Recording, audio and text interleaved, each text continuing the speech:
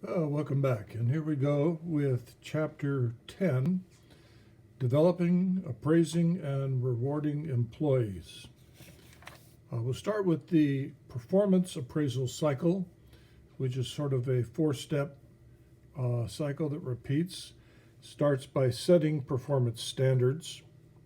Then we determine each individual's performance. We compare the performances against the standards, and we evaluate the performance. And when the fourth step is complete, we begin the cycle over again. There are a number of tools that we use in appraising performance, and so we identify each of these in the text, beginning on page 388. We have, first of all, the simplest, the graphic rating scale, in which all the various factors and degrees of each factor are listed, and the manager's job then is to check the appropriate score for each factor, then totaling them up, and then ranking the employees from worst to best. The second evaluation method is the paired comparison method. This was kind of interesting. We take the employees two at a time, and we compare each employee with every other employee. And in doing so, we determine which are our best and which are our least performing employees. The third is called management by objective, and we've talked about this, I believe, before, but basically it consists of 6 steps. We identify the goals of the unit or the department or the team. Then number 2, we describe the duties and responsibilities of the employees in achieving these goals. Number 3, we meet with the subordinates and mutually set goals for each individual. This is the manager meets with them. And then number 4, employ a goal-setting worksheet to help everybody work toward their objective. Number 5, we review the growth and the achievement of the goals and readjust as necessary. Number 6, we evaluate the results and start the cycle anew. And the fourth tool is called the 360-degree evaluation, where we simply evaluate the employee based on input from superiors, subordinates, peers, work group, and others with whom the individual comes in contact. So we just do a full 360. Look around. What do you think of this one? What are the strengths and weaknesses and so forth? Using any of these systems, there are major problems that need to be overcome with performance approval, regardless of the type of system that you're using. So we take this up next in the text on page 397. Number 1 is lack of clarity in the appraisal form itself. If it's not spelled out in some detail and some clarity, people don't know how they're being measured. Number 2, what we call the halo effect, where, and we'll talk about that in a minute.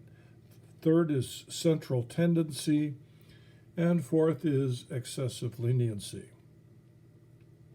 The rating forms, getting back to the first one, should be clearly defined. When employees are given the same rating, regardless of performance, we call this the halo effect. Central tendency occurs when all ratings are marked average, and when all ratings are marked high, a leniency problem occurs. So we need to have clarity on the part of management exactly what is the proper way to evaluate using any one of these performance standards or forms or tools. In noting how to deal with appraisal problems, we want to make sure that we have 2 factors in particular present in our system. The first is validity, meaning that the tool actually is measuring what it is we're attempting to measure. And secondly, reliability, meaning we come up with a consistent performance standard as it is applied. There is a link between performance and rewards. We want to make sure that In most cases, the reward performance link is not very good, and the manager has to rely on providing an environment in which workers can achieve psychological rewards. Most people, however, want extrinsic rewards. That means something they can carry home, like money, of course, but other things as well. We next in section 8 talk about discipline, page 407. Some people call this negative rewards, but if from time to time management must discipline employees, it's important that there be some sort of standard and some sort of indication in a employee manual what are issues that an employee can be disciplined for.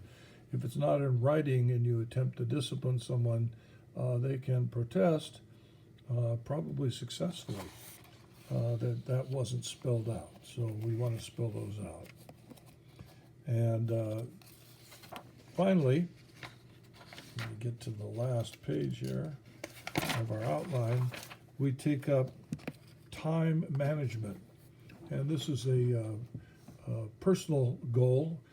People who manage their time successfully find their careers advancing, and this is a very, very significant section, so I'd like you to read it carefully about time management, how you can make better use of your time in order to perform more, to achieve more, and of course to be rewarded more.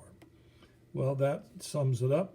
Hope you enjoy reading the chapter, and we will have a few questions to discuss the issues brought up here and continue on. I hope you have completed your tests by now, and we'll take a look at where everyone stands overall. Looks like, though, we're going to have a very successful semester as we close things out over the next 4 or 5 weeks.